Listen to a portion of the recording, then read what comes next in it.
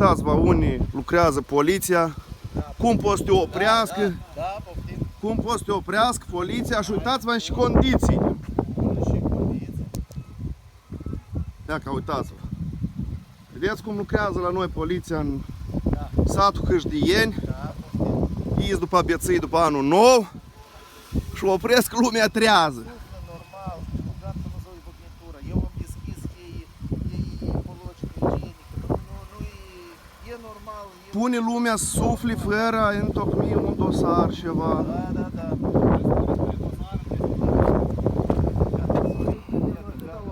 Apoi suflă normal.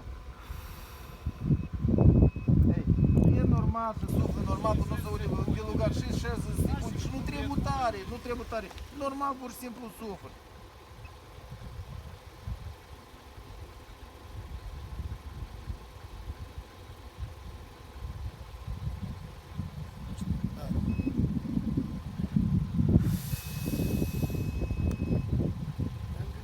Nu, de-amul este.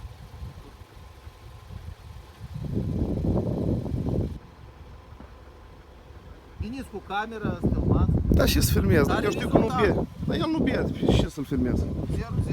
Nu-s probleme, nu bine, nu eu, suflat. Normal. Ce dosar doriți?